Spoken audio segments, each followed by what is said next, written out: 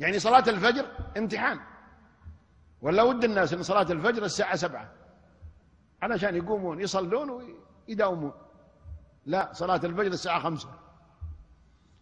فيظهر هنا المؤمن يقوم 5، والمنافق لا، يقعد إلى الساعة 7 ويقوم. ليش يقوم؟ يقوم للدوام، بدليل أنه يوم الخميس والجمعة يقوم الساعة 12.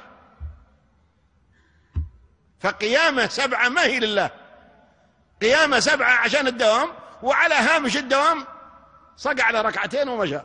وفين يصقعك؟ عند الباب، عند الغرفة، يقول تلك صلاة المنافق، يقعد يرقب الشمس حتى إذا كانت بين قرني شيطان قام فنقر 4 لا يذكر الله فيها إلا قليلا. فصلاة الفجر ذي عنوان الإيمان، دليل الإيمان. لا تسأل أحد هل أنت مؤمن أو منافق، اسأل نفسك عن صلاة الفجر.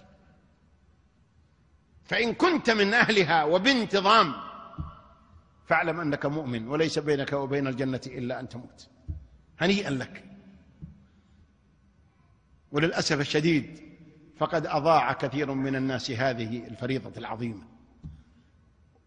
وتجد أن أقل عدد في المصلين في جميع مساجد الدنيا في صلاة الفجر. من يحضرها؟ أصحاب الإيمان الأصلي. أما التقليد هذا لا، يصلي الظهر يصلي العصر، بس إذا جت الفجر يبنشر ما يقوم يصلي. إيش فيك؟ قال والله يا شيخ ودي أصلي الفجر لكن ماني قادر، والله إني أحط الساعة وإن المرأة تقومني لكن ما أقدر. طبعا ما يقدر. ليه؟ هنا الماطور حقه مبنشر خربان نفاق. والله لو عنده إيمان يقوم. لو قيل لهذا الذي يقول أنا ما أقدر، مرة حاولت سويت ما أقدر، لو قيل له من صلى الفجر في جماعة فله 1000 ريال، يصلي ولا ما يصلي؟ ها ايش رايكم؟ والله ما يغمضها طول الليل، إنه يقعد يتقلب لين يجي الأول حتى عشان يستلم الأول. ما هو 1000 ريال، لو 100 ريال.